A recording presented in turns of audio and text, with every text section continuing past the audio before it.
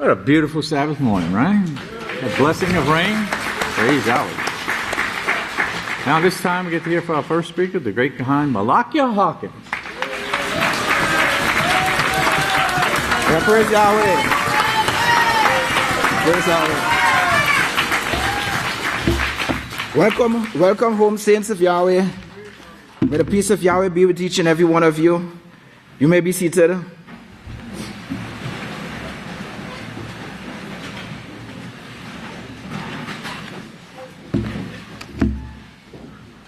Is everyone striving for the goal? Yeah, praise Yahweh. Now this feast is going to be a very, very awesome feast. This feast will be a feast, to remember. Because this feast might even go down in the history of the House of Yahweh. Because of the goal that Pastor is speaking about. Now, last week when Pastor spoke, he mentioned, he said to remember the foundation. He said, remember the foundation. And we know the foundation is the prophet and the apostles. That is our foundation. And also he said, remember purity. And he said, the golden oil that is being poured out into our head. The golden oil that is being poured into our heads. That is our mind at this time. Now, what I would like everyone to remember is we are the produce of the olive tree. Right? We are the produce of the olive tree. Now, Yisrayl Hawkins is the olive tree. Right? So that makes us the sons and daughters of Yisrayl Hawkins, the children of Yisrayl Hawkins. Okay? Praise Yahweh. Now, he's the one that is supplying the food. He is the one that is supplying the food, through Yahweh is giving him, inspiring him through Yahshua Messiah, and he is the one that is supplying us this food. Just like Proverbs 31:15 said, you don't have to turn there. It said, she rise up while it is still night. Now remember this word night. Remember this word night. If you have to write it down, remember that word night. It said, she rise up while it is still night and give food to her household, right? And a provision to her maidens. Right? The side note for food, G, it said, the food is instructions and order. He rise up early. And I know a lot of people, some of us here, Pastor will call us very early in the morning. He say, you're up? Say, yeah. And next morning he'll call back half an hour earlier. And you say, you're up? I say, yeah. And he start laying down the instruction that, he wants us to carry out. But let us look at Zechariah, because what we're going to do, we're just going to rehearse slightly. Now, the title of this sermon is, we are the children of Yisrayl Hawkins. We are the children of Yisrayl Hawkins, which is receiving the golden oil, who will wait on Yahshua. All right, that is the title of the sermon. So let us rehearse slightly. Let's go over to Zechariah 4.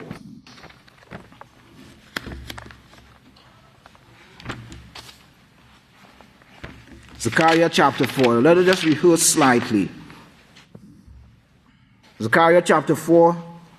We'll be going through verse 1 to 3, 11 to 13. Zechariah chapter 4, he said, and the monarch who talked with me came again and woke me as a man who was woken out of his sleep. And he said to me, what do you see? So he said, I see and behold a lampstand of all gold with its bowl for oil on top of it, with It's 7 lamp, which is the seven work on it. And there are 7 pipe to the 7 lamp. And there are 2 olive trees by it, one upon the right side of the bowl and the other upon the left side of it. Down to verse 11. Then I answered and said to him, what are these 2 olive trees upon the right side of the lampstand and upon the left side of it? Then I spoke to him again and said to him, what are these 2 olive branches which through the 2 golden pipes empty the golden oil through them? Now you see, it's emptying the golden oil, the pipe emptying the golden oil. He answered me and said, do you not know what these are? And I said, no, my ruler. Then he said, these are the 2 anointed ones who stand for the supreme ruler of the universe. Right? He said, these are the 2. Now, this olive tree, this pastor is the olive tree that is pouring out this golden oil. So the question is, what is required of us? What Yahweh commanded us to do? So let us turn over to Exodus. Exodus 27. Exodus 27, verse 20. He said, command the children of Israel. Right, so this is Yahweh saying, he said, command the children of Israel to bring you clear oil of pressed olive for the light. So this is what Yahweh is commanding us, to bring forth clear oil of pressed olive. Now, what I want us to remember, we are the produce of Yisrayl Hawking. We are the produce of the olive tree. Now, this is taken from www.biblehistory, Ancient Olive Press. It said that the farmer would grab the branch of the olive tree and tap the branch with a stick. They would then pick up the fallen olives, being careful not to bruise them. So in other words, what is saying that they're not putting any olive that has spot or wrinkle or blemish inside, this press. It said, each olive is filled with oil. Now remember, we are we are the produce of Yisrayl Hawkins. It said, each olive is filled with oil. Speaking about that golden oil that Pastor is speaking about, that is flowing out, that he's bringing, that is pouring out to us at this time. He said, in fact, over half of its weight is pure oil. So what he's looking for is pure oil, no unadulterated oil. It has to be totally pure. He said the next pit are removed, and the olives are gently placed into a large basin. And the pressing begins by rolling a large millstone. There was a large wooden stick placed through the center of the stone to help roll it into a circle over the olives. Right? Now this is what it looks like. Everyone can see this? Okay, this is the big stone here, right? And the olive is placed down here, right? Down to the basin here, right? Now this olive press, I even give this olive press a name. Who would like to guess what I named it? Anyone who would want to guess? Okay, here what I name it. The day-to-day grinder.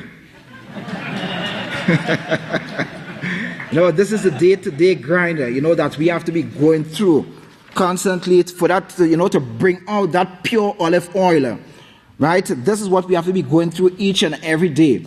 You see, the oil will flow into a container and the crushed pulp into a basket. Now listen very closely what it said. It said, this first pressing was the purest oil. Speaking about us, the first pressing was the purest oil. and was used mainly for the lamp, right? Bringing forth the laws of Yahweh. Remember, Yeshua said, "We are the light of this world." It's a cosmetic and holy anointing. Now, let us just look at this, taken from the Book of Life, the Law Commentary.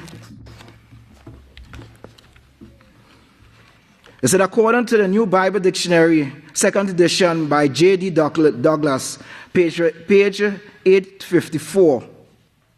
It said, the presence of oil symbolized gladness. That is Isaiah 61:3. It said, oil was used as an image of comfort. Oil was used as an image of comfort. Now let us just look over to Psalm 23.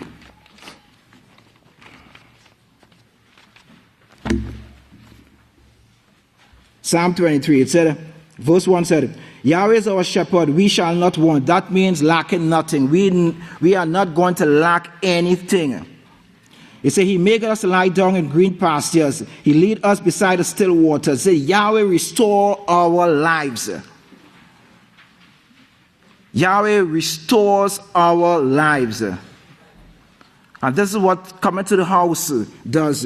Yahweh starts restoring our lives. The word restore means to bring it into existence, to bring back to a former or original condition. So this is what the restoration is all about, right? Yahweh is restoring our life. He said he lead us in the paths of righteousness for his name's sake. He said, yes, though we walk through the valley of the shadow of death, we will fear no evil, for you are with us. So it's showing us Yahweh is going to protect us. Right? This is what it's showing. Yahweh is going to protect us. He said, your rod and your staff, they comfort us. This is the comfort that we are getting. Yeshua Hawkins is that rod that is comforting us.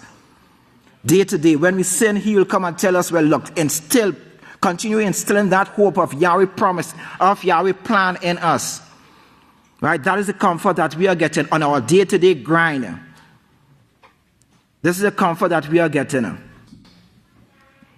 It said, you prepare a table before us in the presence of our enemy. It said, you anoint our head with oil, or with that golden oil. And this is what Pastor was talking about here. Right? It said the golden oil that is being poured out into our heads at this time. Right? Now the word anoint means to put oil on as a sign. And we know what the sign is. The sign is a mark. The sign is a mark, the Sabbath day and the feast days. Right? To put oil on as a sign of consecration. And we know what to consecrate means. You know, it's setting us aside, setting us apart for a special use.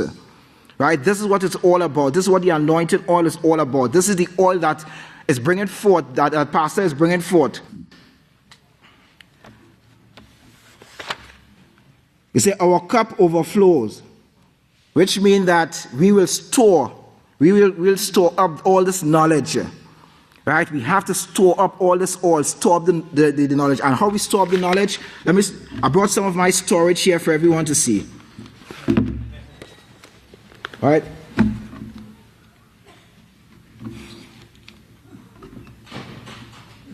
Okay, you can't see this one too well, but this is building moral excellence. This is just one of the storage. Right? Now, I could not work with all the storage because we'd have a whole heap of books outside here. Now, this is another storage. This part of the storage also, the oil that we store constantly. And this one is high dollar. You know why? You know why this one is high dollar? Look at the front here. What you seeing there? You see the signature? This one is real high dollar. High dollar. Okay.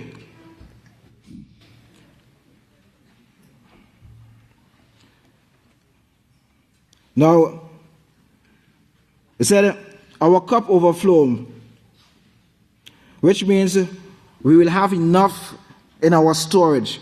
Now, back to the law commentary. Now, remember the word darkness. Comfort us and spiritual nourishment. All right. Now, the seventh lampstand was lit by the priest in the evening. Right? It was lit in the evening in order to cause light to shine into the period of darkness. Right? So the lamp was lit at evening. Now, this evening is not speaking only about a 24-hour. Right? That evening not speaking only about a 24-hour. But it's speaking about, it's referring to from the first priest, Abel. That's where the evening started. When Abel was destroyed, that period of darkness. Right? Coming straight down to the second Abel, which will bring in the morning. So this is what Exodus 27:21 said. It said, in the tent of meeting, which is outside the veil, that is in front of the testimony, in the holy place, Aaron and his son. Now, the Roman Catholic, pastors show us they are not the sons of Aaron at this time. They are more like orphans because they are not bringing forth that holy oil that Yahweh commanded the children of Israel to bring forth. It said Aaron and his son are to keep the lamp burning in front of Yahweh. It said from the evening until the morning. So it shows us that period of darkness from the first Abel to this last Abel. That period of darkness, bringing forth every priest that is ordained to bring forth that light. It said the priests were to guard this light by keeping the lamp burning, so the darkness could not overcome the people who Yahweh have called out for himself. This is done through the ordained work of Yahweh. And Yahweh has appointed his house, the house of Yahweh, to shine as a light in a dark place. Yahweh have appointed his house in order to accomplish his work of his plan of salvation. The priests who light the lamp are the teachers who Yahweh have placed in his house, ordaining them to teach his laws to the people.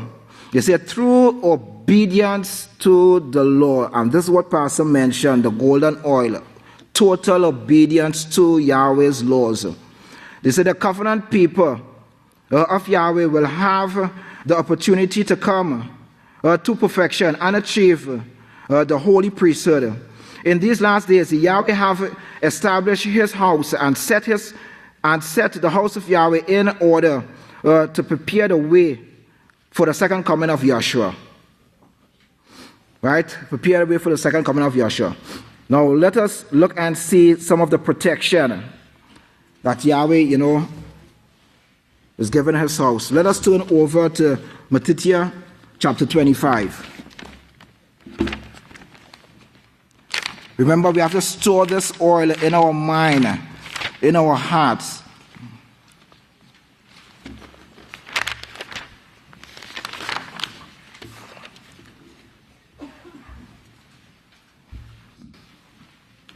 It's the parable of the wise and foolish virgins. It's the kingdom of Yahweh may be compared to 10 virgins who took their lamp and went out to meet the bride. So 5 of them were wise and 5 were foolish. Those who were foolish took their lamp but took no oil. You see, they didn't store that golden oil that has been coming to us. They didn't store any form of that oil. He said, while the wise took the oil in their jars with their lamp, he said, but whilst the bridegroom was delayed, they all slumber and slept. Verse 6 said, and at midnight. Speaking about that time when sin have reached its peak. He said, and at midnight there was a cry made, behold, the bride comes, go out to meet him. So you're looking at a particular time period.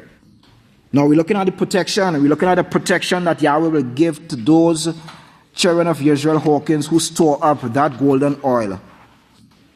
And let us go to a well familiar script here. I can't, like every time I have to harp on this particular script here. Psalms 91.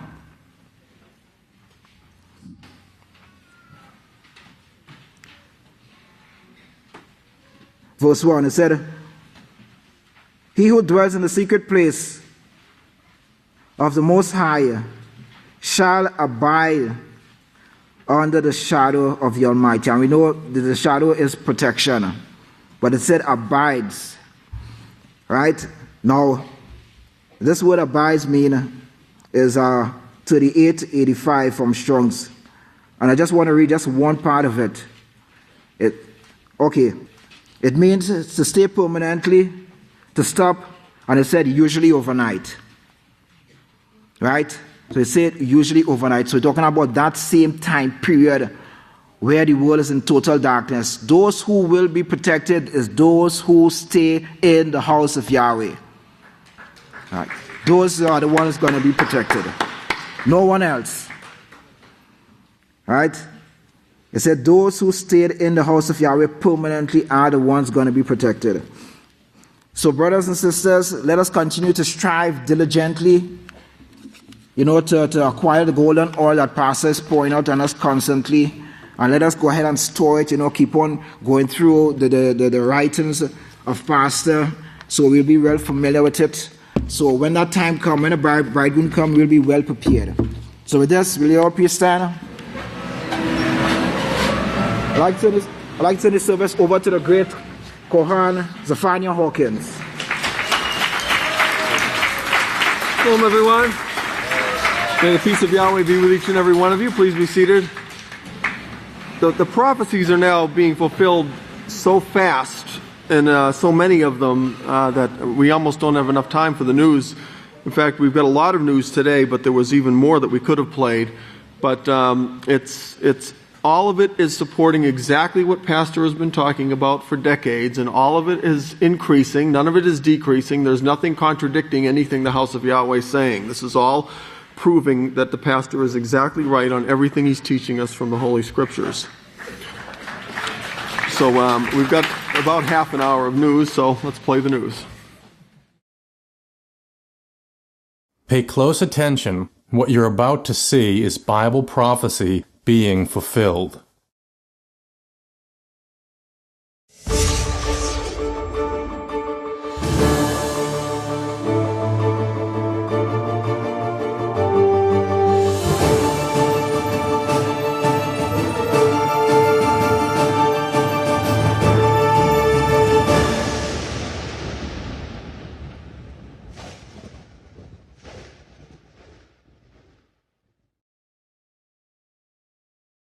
Welcome to another edition of YPN News, bringing you the news as it relates to Bible prophecy and foretold by Yisrayl Hawkins. Katan, we have a lot of articles to discuss today, including one very tragic article that no parent would ever want to go through. That's right, Jeff. A mother, Sherry West, in a small Georgia town, tells her teary story of how her 13-month-old son was murdered in an attempted robbery. She describes how two boys attempted to rob her of her belongings, one about 15 years old and the other appearing younger than 10 years old. They came to her and they demanded money from her. Well, she told them she didn't have any. And the older boy with a handgun told her that he was going to kill her baby as a result. As she pleaded for her baby's life and attempted to shield him from the gunman's weapon, she said he shoved her aside and shot her baby in the head. Now, Mrs. West said that she began CPR, but her son, who was sleeping before the tragic turn of events, never woke up. Now, Mrs. West wondered how such young boys could get a hold of a gun. She suffered a gunshot wound herself to the leg, and the father, who was not there, said that he wishes he was to try to protect his family. Yeah, no parent should ever have to go through that. So are the drugs that you are taking safe? What if they're FDA approved? The question tonight is on generic drugs, which account for nearly 80% of all prescription drugs, more than 3 billion prescriptions a year. What about when something goes wrong? Can the maker of a generic drug be sued even if it's declared safe? That's the question the United States Supreme Court has to answer. Now, Karen Bartlett, a vibrant, young, and active woman who loved the outdoors and spending time with her son Matt, took a generic drug for her shoulder pain and suffered a serious allergic reaction. But not just an itch or some swelling, a reaction so severe her life as she knew it was over. The drug caused her to lose over 60% of the skin on her body. Now today she is legally blind and of course needs constant assistance. In an interview with CBS News, when asked, "What's the hardest thing for you to come to grips with?" her response was, "Losing my independence." She also said, "I feel as if I'm a burden to people sometimes." As a result of her injuries, Bartlett sued the manufacturer of the drug, and a jury awarded her $21 million. Now, the drug company doesn't dispute the reaction of the drug, but the company's lawyer before the Supreme Court argued that they can't be held responsible because they just reproduce a brand name drug. Now, federal law doesn't permit the drug company to change the drug or its warning. Bartlett, now 53, hopes that a ruling in her favor will force drug companies to make drugs safer. But drug companies say if the courts rule for Bartlett, it'll cause drug prices to go up for everyone, especially if the jury start deciding on the safety of drugs instead of the FDA. Well, continuing in this world of pharmaceutical drugs, sorcery as it used to be called, there is no known drug that provides a cure for Alzheimer's. In fact, here's some staggering statistics. 1 in 3 seniors will die from Alzheimer's or another form of dementia, and deaths from other forms of diseases continue to increase, but deaths from Alzheimer's have risen by over 68% in the last 10 years. Those are some staggering numbers. Wow. From dementia to malice and confusion. This next story is evidence, Jeff, of the world not getting any closer to finding solutions to today's problems. On another college campus, the University of Central Florida, James Sibakumaran pulled a fire alarm in an attempt to lure students out of their dorm rooms and open fire on them. But his plans were spoiled when his roommate saw his activities, locked himself in his room, and called 911. Now, police arrived before any students were injured, but they found him in his room with a self-inflicted gunshot wound. Now, next to him, a handgun, a semi-automatic rifle, and his plans for the attack, as well as the components for 4 homemade bombs. Now, the gunman was described as a loner and had no known friends on campus. His family is now asking for privacy. And I think in that list, the first thing was get drunk, and the last thing was give him hell. So he was going to try to do a lot of damage. Kind of wonder what the influences that he had in his life was. Now, you've heard of the statement, an ounce of prevention is better than a pound of a cure. Well, since the 2004 Virginia Tech massacre, the Los Angeles Police Department has embarked on a mission to try to determine students who might pose a threat to their classmates and deal with them before they act. Now, every Tuesday, the LA County Medical Health Department review a list of students identified by area schools as potential threats. Now, on a daily basis, they average about 30 to 40 referrals to their center from area schools. Now, Belize, who heads the school threat assessment response team, say they coordinate with school officials, mental health experts, and law enforcement to assess the threat level of the referrals that they receive. Interesting. Several of the identifying markers that they look for is there a wish to die? Is there a wish to kill? Or is there a wish to be killed themselves? This approach has led to the confiscation of weapons and even students being hospitalized. Belize even tells of an accounting of an 8-year-old boy who expressed his desire to go to school and shoot his classroom with an AK-47. 8 years old. 8 years old, Jeff.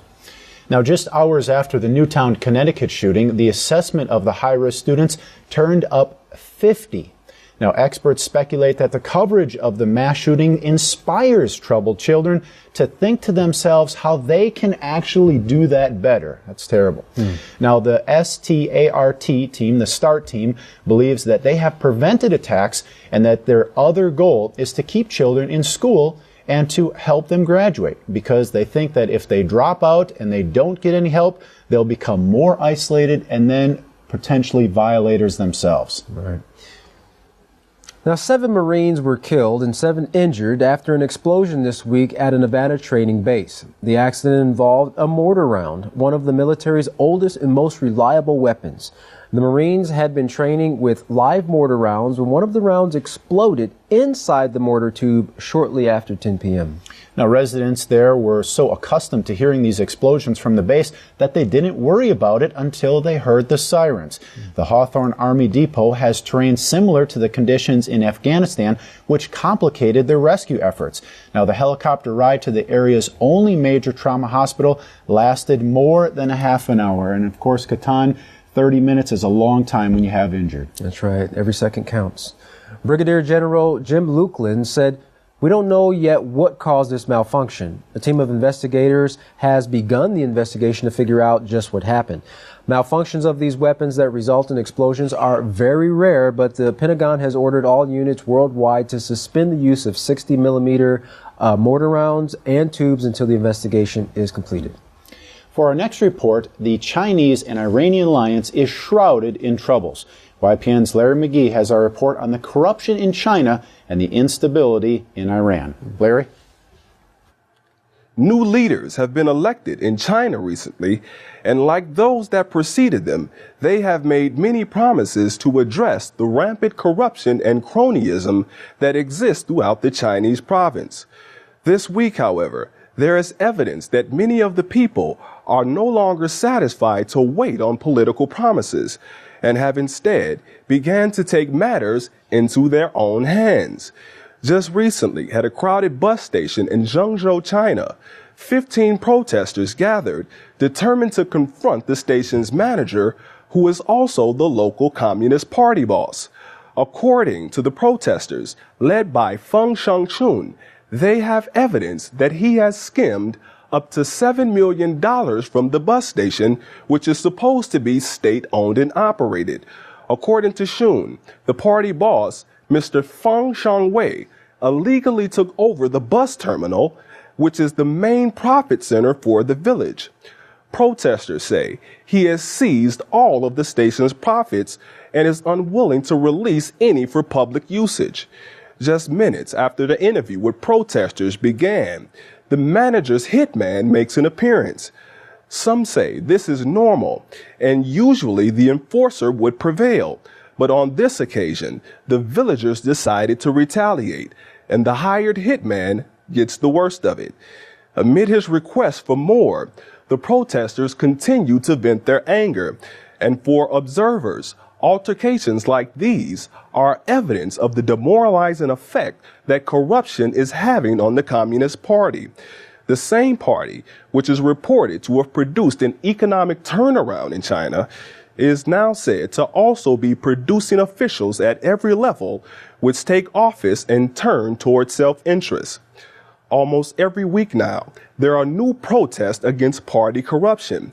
Last month, 2,000 protesters gathered in Hubei province in Beijing, asserting that local officials had sold off public lands for profit. The demonstrators in Shengzhou say they would like to see the profits from the bus terminal return. They say it was supposed to have been utilized for housing and the elderly. Instead, most of it went to the party boss and for bribing local prosecutors. Mr. Fong maintains that he has a private contract to operate the station, but protesters say they have evidence proving the contract is a fake. Whether or not it is true, what is true and what is very real is the trouble brewing for one of China's most controversial allies, Iran. In fact, No country in recent history has ever been isolated in the way that Tehran is about to be.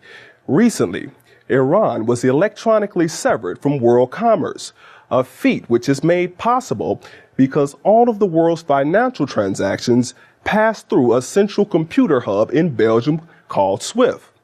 Removing Iran from SWIFT is the most severe step yet to try and hurt the Iranian economy and force Iran to abandon its disputed nuclear program. And if that doesn't work, Israel continues to prepare for a military option. Leonard Schrank, a former manager of SWIFT, who operated the organization for 15 years, believes this will be the last big sanction. Established in 1973, SWIFT, which is a Brussels-based organization, is the spinal cord of the global financial system, a cooperative overseen by the world's banks. Over $6 trillion flow through its electrical veins every day, and every bank has a BIC, or a bank identifier code, a SWIFT code. The codes of 30 sanctioned Iranian banks and subsidiaries, including Iran's central bank, which handles most of the country's oil contracts, have been disconnected, and they can now neither buy nor sell through the world system. To quote Mr. Schrank, Iran is off the system. They are cut off. The sanctions could damage Iran's oil business, and while they do have alternatives, they are said to be far less efficient, less secure, less automated, and they would take considerable time and cooperation to coordinate. In short, the sanctions are going to hurt. Theoretically speaking, SWIFT is supposed to be a neutral entity, and some fear that the Iranian sanctions set a very dangerous precedent where SWIFT could be used as a political weapon.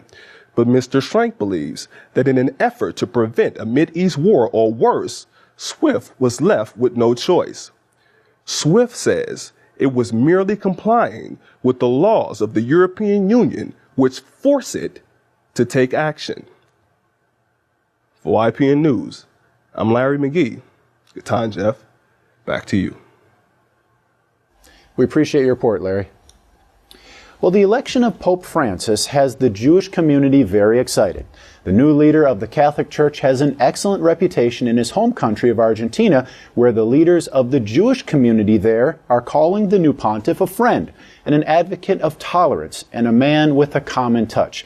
Now, one Argentina rabbi commented, "He is different. Not really a person that you're waiting to be open. Instead, he promotes dialogue, which continually deepens the links with the Catholic Church and the Jewish community."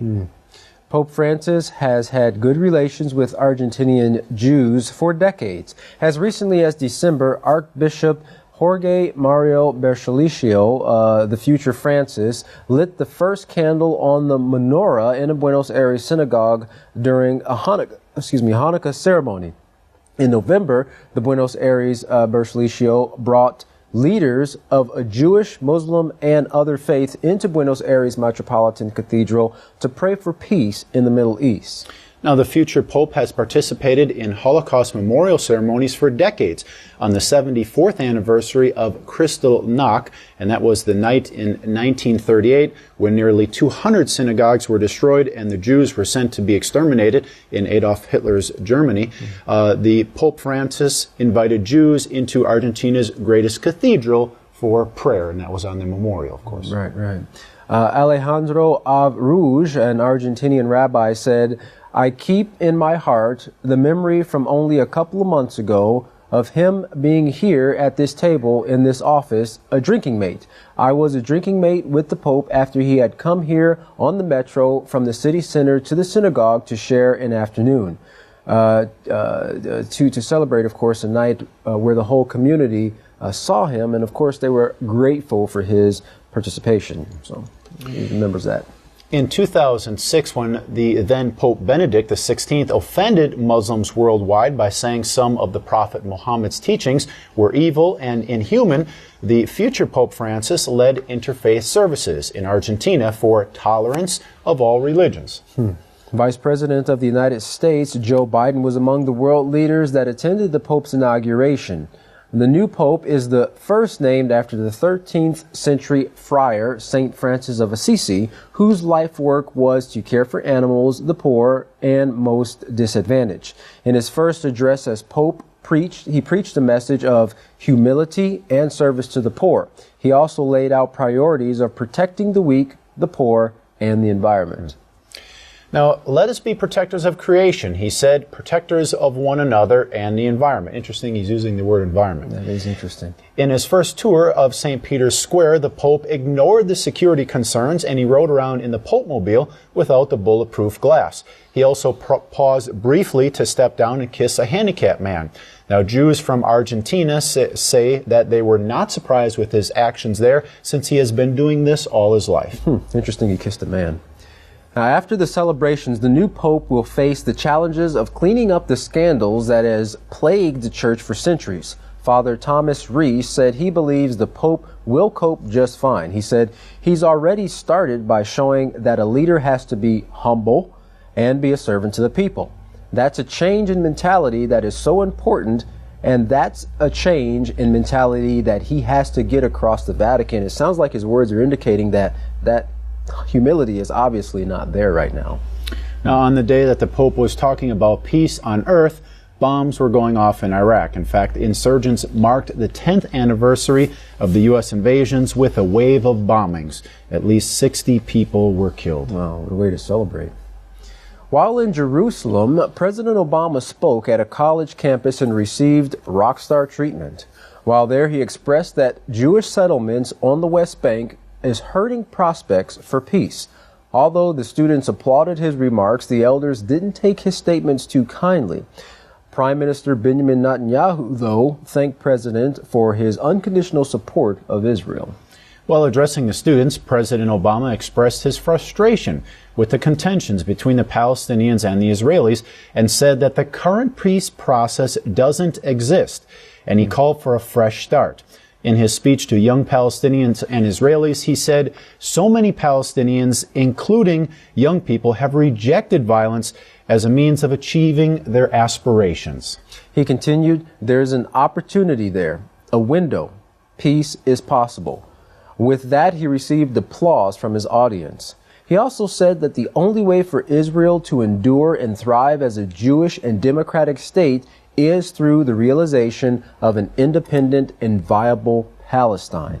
Now, as far as the Jewish settlements in the Palestinian territories, Mr. Obama merely said they were not constructive. But the Palestinians, of course, consider this occupation of the Jewish people in the Palestinian areas as illegal. Yet in Ramallah, President Mahmoud Abbas said that there would be no peace talks unless Israeli settlements were stopped. Now, while there, Mr. Obama's goal was to get Palestinians and Israelis to think anew about peace. He also said his goal was to hear what both parties needed to achieve peace and what route we would need to take to achieve that peace. That's right. Well, Jeff, it seems like the world right now is in a really confused state. It seems like there's so much turmoil taking place, and they really don't have any answers. The world very unstable. That's right, very unstable, turbulent, I believe it's also said. The leaders have no answers for peace. But we have found in our reportings in times past that Yisrayl Hawkins of the House of Yahweh has continually been bringing forth the same solution for peace time after time after time after time again. And any way that those of our viewers who want to see and read these answers for themselves, they can contact the House of Yahweh and request their free Prophetic Word magazine or monthly newsletter put out every month by the House of Yahweh, and they can get their own and see these answers that Yisrayl Hawkins has. That's correct. You can contact the House of Yahweh by writing them at P.O. Box 2498, Abilene, Texas 79604, or you can call them at 1-800-613-9494. You can also email them at info@yahweh.com, and you can also visit the website at www.yahweh.com. And of course, for all calls outside the United States, you can call the number on your screen. Up next, Yisrayl Hawkins, bringing the true solutions to all the world's problems. For all of us here at YPN News, I'm Katan Alexander. And I'm Jeffrey Heimerman. Thank you for watching.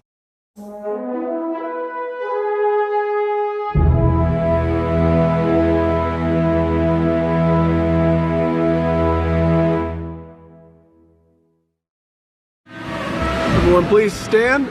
The greatest teacher in the world, the great Kohan Yisrayl Hawkins!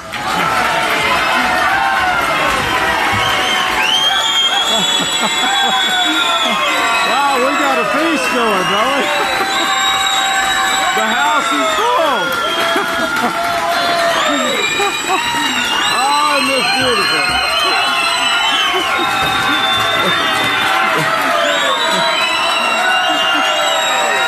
Praise Yahweh. Let's go one visit now.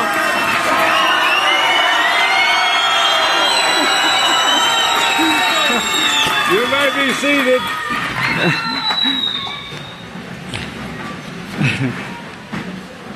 I'm supposed to read a card from all the donkeys. May the peace of Yahweh be with each and every one of you.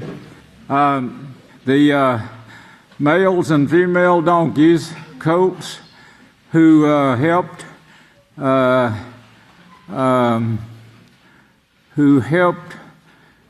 carried the load. Helped carry the load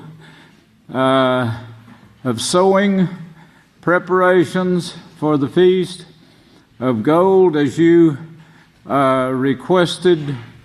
We will be demonstrating tying the seats today.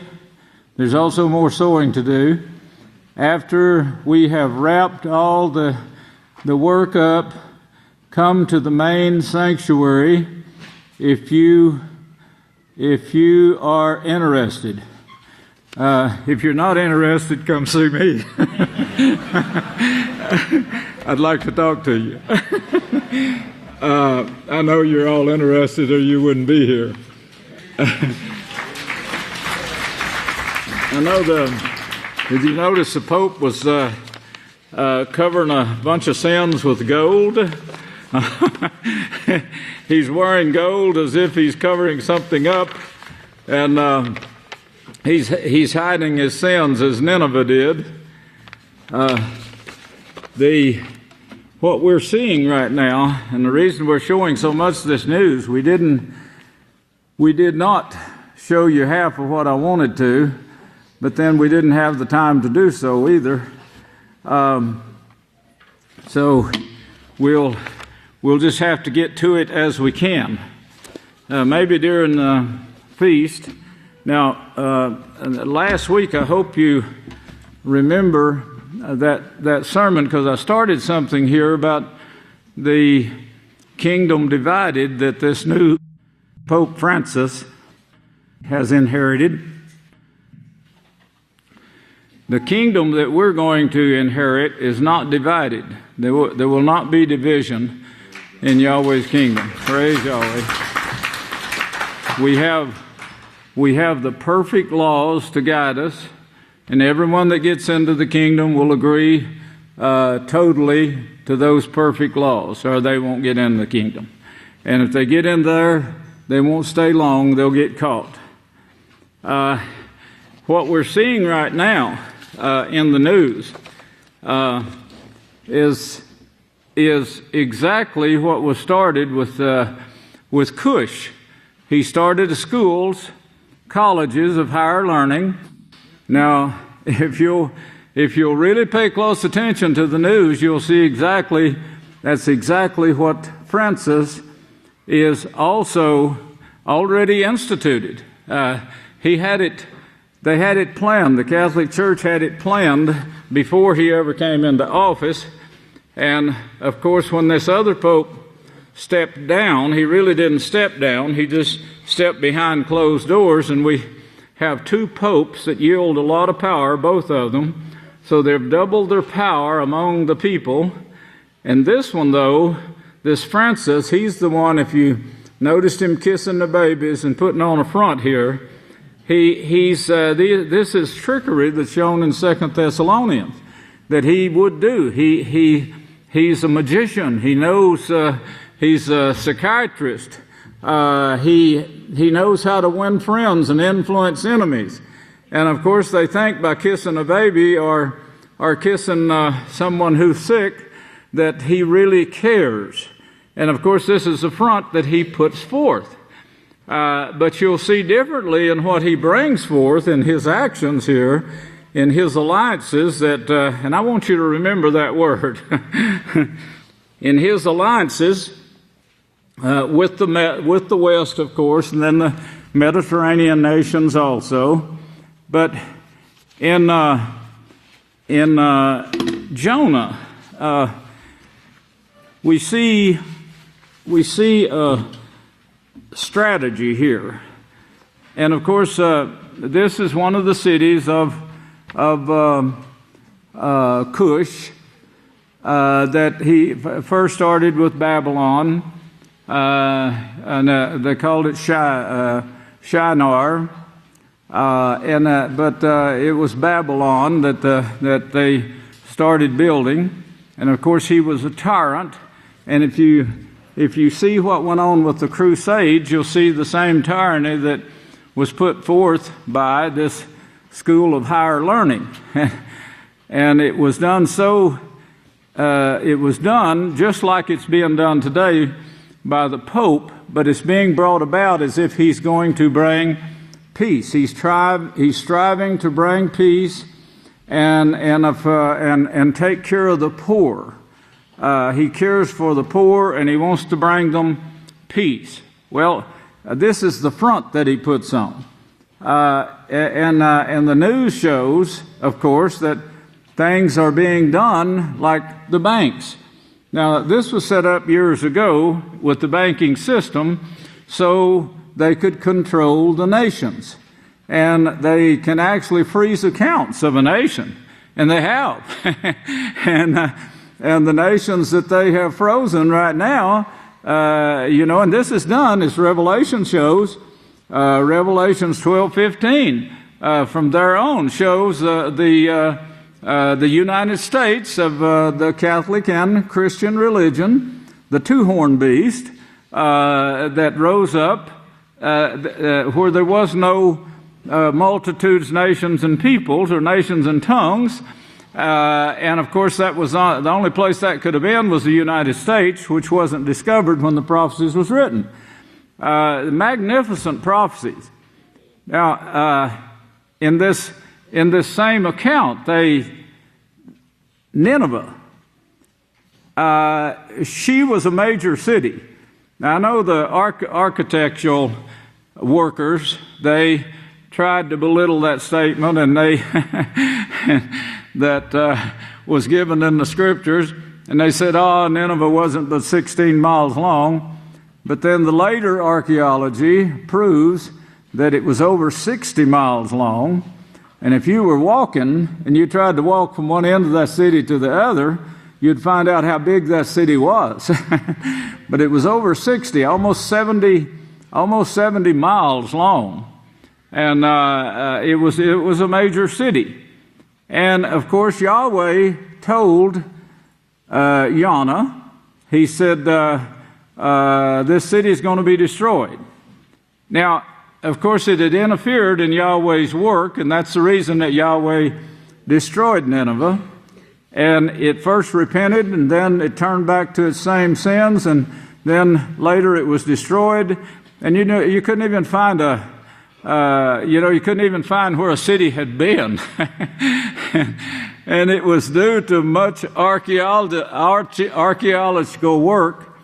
They had to dig down like 20 feet to even find the layers of this city. So you can see what a job they had, and the way it was destroyed, that was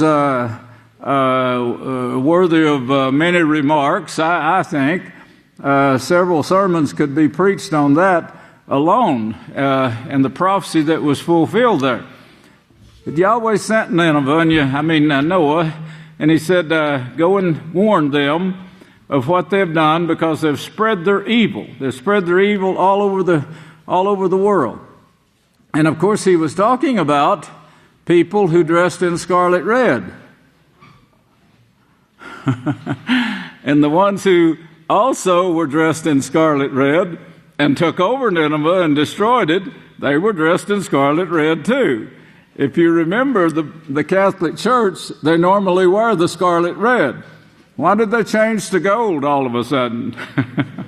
I think they must have heard the house of Yahweh speaking.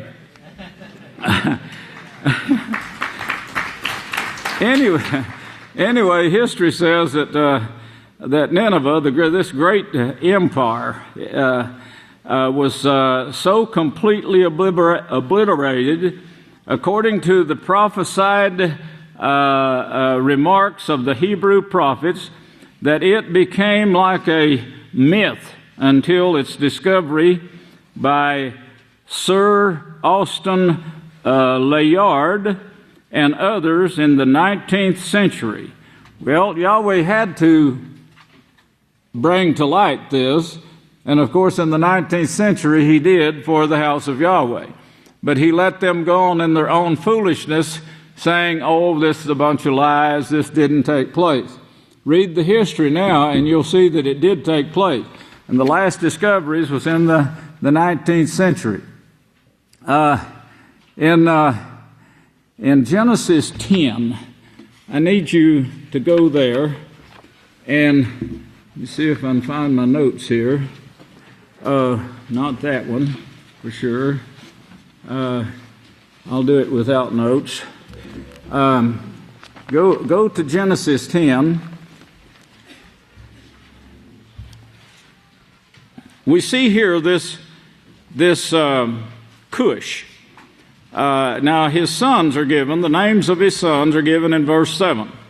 So his sons are there, but now verse 8, it shows Cush begot. The regular Hebrew says he fathered Nimrod.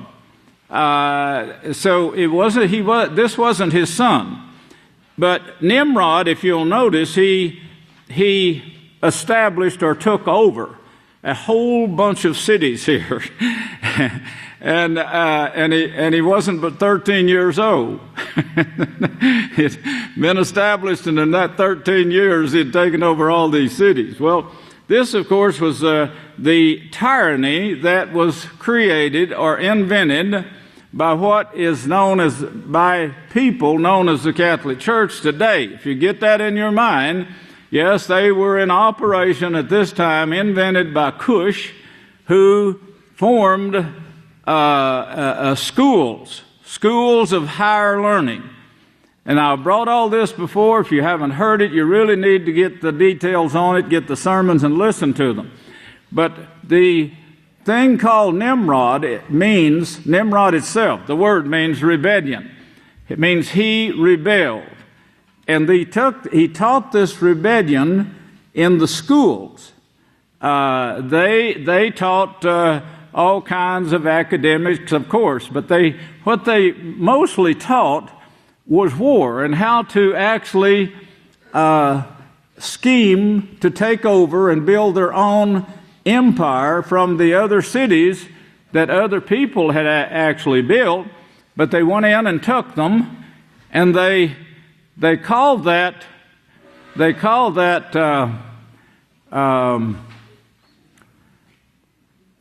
I'll have to get to it later.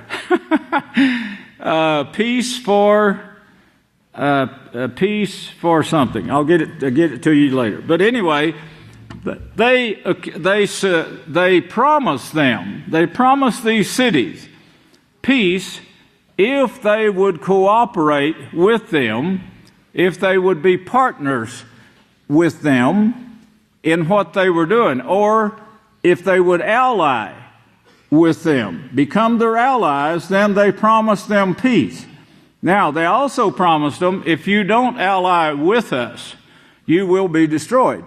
We will take your people, we'll destroy you, take your people, and we'll destroy the city. So, in this way, these tyrants, they went out everywhere in the land. And this is what you see in other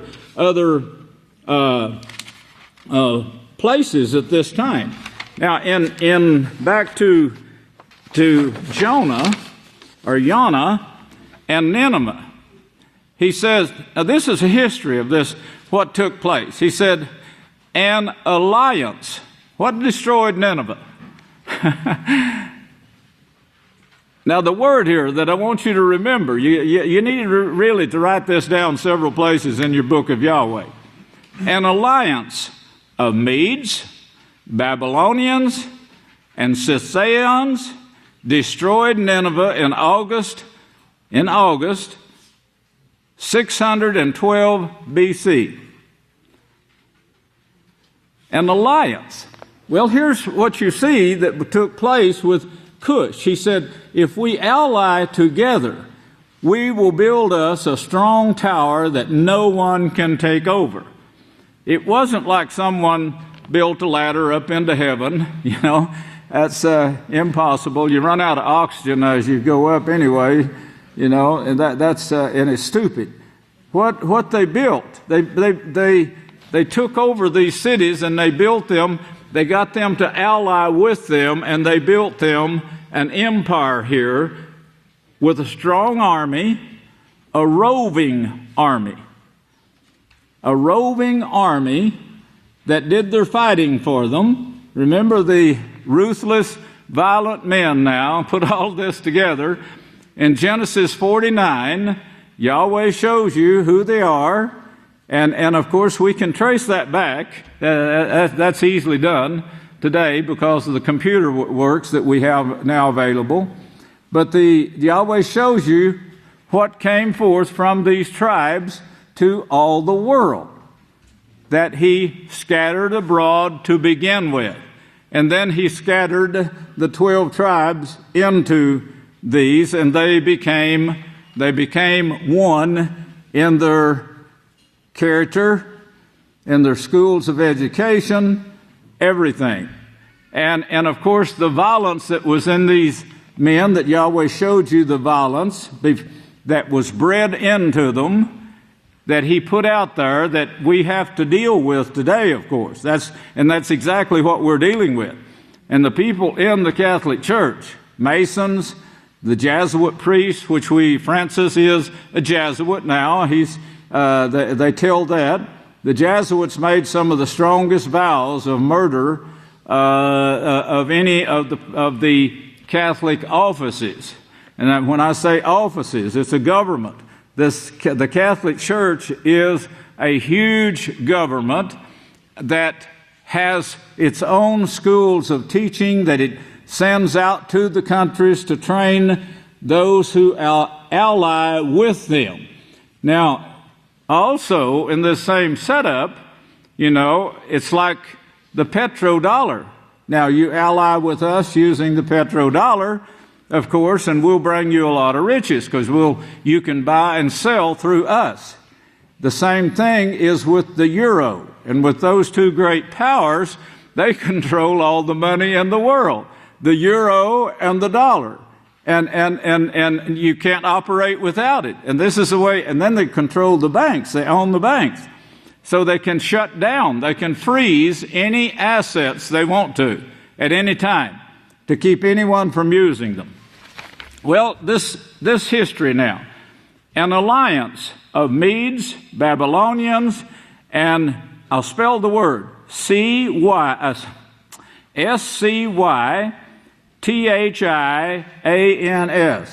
Now these three allied together, and they went in and they destroyed Nineveh. Yahweh didn't destroy Nineveh, but he prophesied that it would be destroyed. If you turn over to Nahum, I'll give you the page number. It's a very small book. It's found on page 708.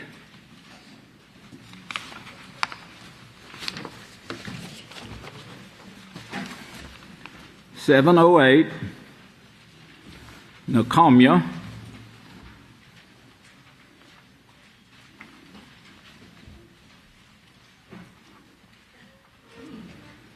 We want chapter 2 and notice 1 through 3. He who dashes to the ground has come up before your face. Man, the fortress, watch the road, strengthen yourselves, fortify your power mightily. For Yahweh will restore the excellency of Jacob. So it had to do with Jacob to begin with, as other scriptures show, as the excellency of Israel, for the plunderers have emptied themselves out and destroyed their own branches. The shields, he's talking about wars within among the tribes, the 12 tribes, that they try to separate in history, but it was no such thing. The shields, verse 3, the shields of his warriors are colored red. Red? Red, you get that? He's giving you clues here to know what to look for. It wasn't just an army. You're going to have to realize that. What the Francis, the moves that he's making right now, that I hope to get into and cover during the feast thoroughly, the moves that he is making right now is to start taking under control by using his allies that have already given their support, the United States, Great Britain. That's the two great armies that's given their support. But he has many Mediterranean allies already under his control. So he thinks it's time now that he can actually take over the world and resurrect the Roman Empire again. And that's what he's made his statement that that's what we need. Well, when he makes the statement of what we need, you can bet he has different offices of government that have tentacles in all the governments of the world, and they go to work to try to establish and bring about step by step what he wants to bring. Right now you saw Barack Obama go over and talk friendly to Netanyahu. While he was there, he made Netanyahu go and apologize to Turkey for what he did to their ship that they sent to Habas. After he left Netanyahu, then he went to Habas and talked to them. Now, he didn't just go there to shake hands and have a picnic. He went there to lay out a plan. And he went there as the governments always do. You can follow this route, and you will be given this. You follow this route that you're taking now. If you don't cooperate, as Nimrod said, the men wearing the red, Nimrod said, then you're going to start losing. We're going to start taking this blessings away from you. We're going to start shutting it off. They're shutting Iran down. They're taking their money away from them. They're freezing their assets. Now, they started selling oil for gold, and they have survived some. But they haven't even started to use all the freezes that they could and will in order to bring them down. Syria too, and North Korea. You're going to see this. It's all planned out to take these one at a time. Well, here now you see Nahum and his prophecy concerning Nineveh, and you see the same situation, the same scenario taking place here in Nahum here that you do right now in the world with Barack Obama, the hitman, the one that goes out and issues the orders of Nimrod, or the people in the red who's now changed their color to gold and white, pretending they are saints. They're saints of Satan the devil. That's what 1 John 3, 4, 7, and 8 shows. I dare anyone to read that's angry with me right now. But if you don't keep the laws of Yahweh at his house, you belong to Satan the devil, and that is a fact, a scriptural fact. Well, now you see here in Nahum, the 2nd chapter, in verse 3, you see these violent men, these warriors, are colored red. Well, who sent those warriors? Who feeds those warriors? Who sent them out to begin with to go to this city? Who allied these warriors, these three great armies that destroyed Nineveh to begin with? The men in red, scarlet red. Look at violent men are in scarlet. Scarlet red. These are priests. Write that down if you want to. Check me out. The chariots blaze, the flaming torches in the day of his preparation, and the cypresses will be terribly shaken. It's coming upon you, he says. It's going to destroy you.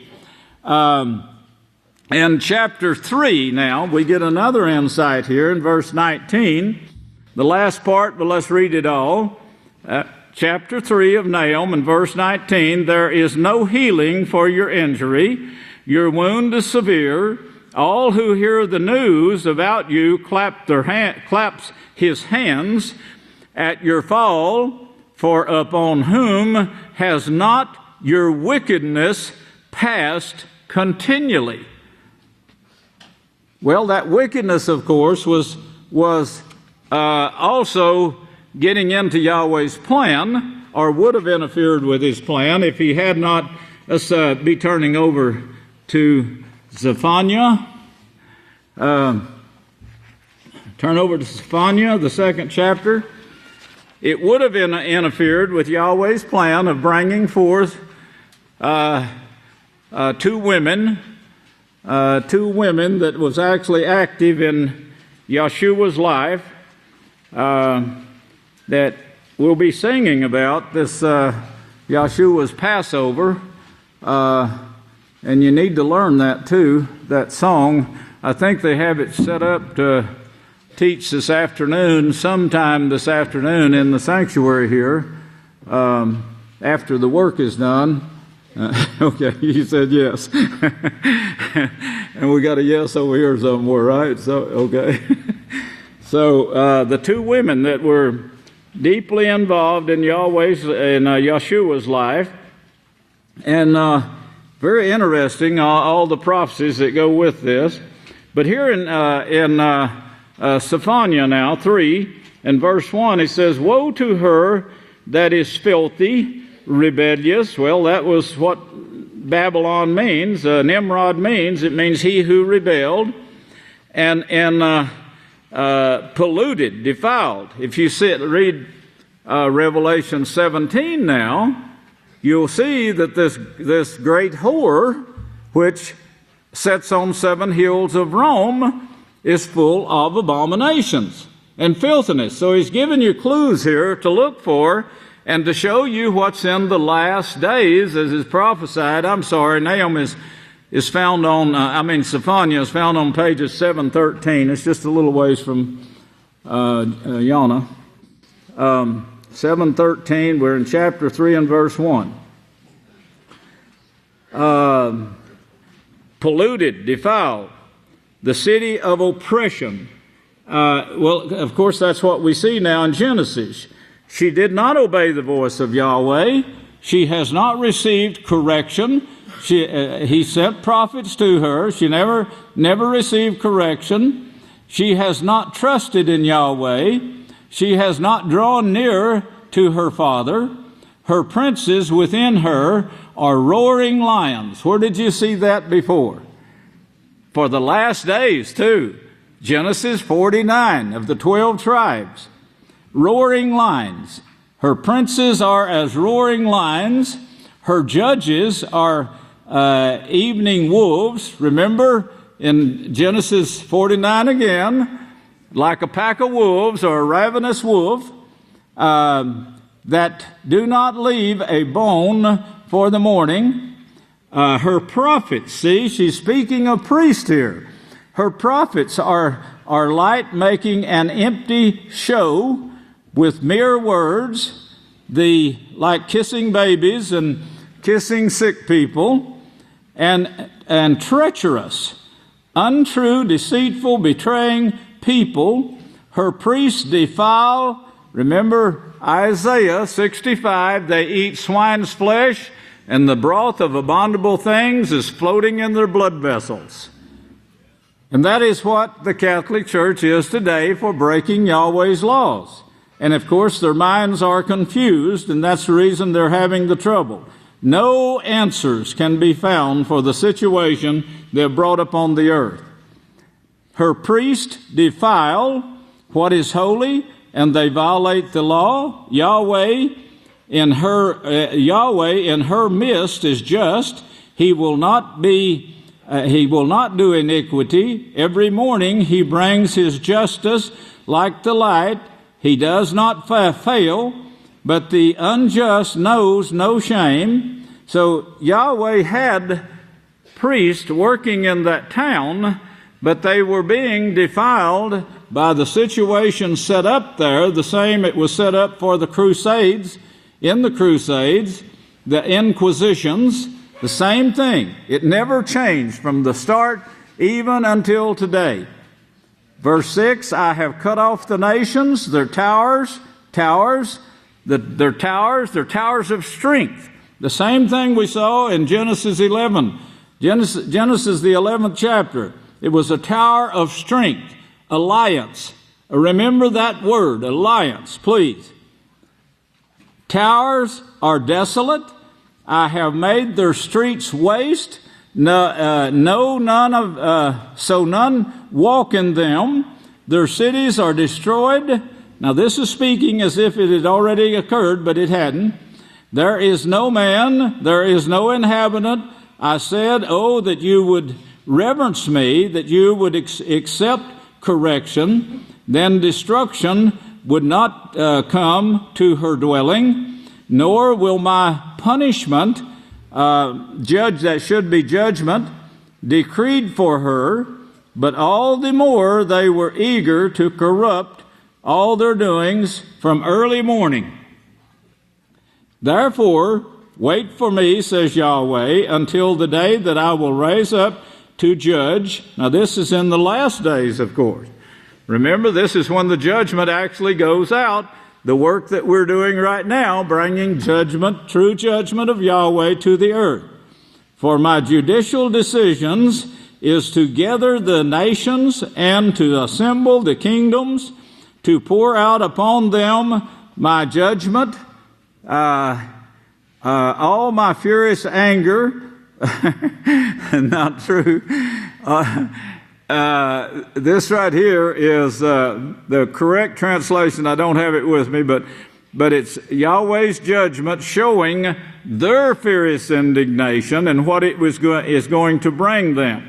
And of course, King James made it look like that Yahweh is angry because they didn't obey, so he's going to bring this trouble upon them. Not so at all. It was their own people that destroyed Nineveh. Their own allies, in fact, that turned against them. For all the earth will be consumed by fire. Now here he's giving you a last days prophecy of this system. You see that? Of the same system that we have right now, and he's given you a last days prophecy of this. Yes, at that time I will return to the people the pure word. That's what we're doing. That's why in the last days I will establish my house, and it will take this message to all nations, and Yahweh will judge among the nations and draw out about 2 billion people, so that all of them may call on the name. We get that 2 billion here. The great Kohan Malakia may have enough help.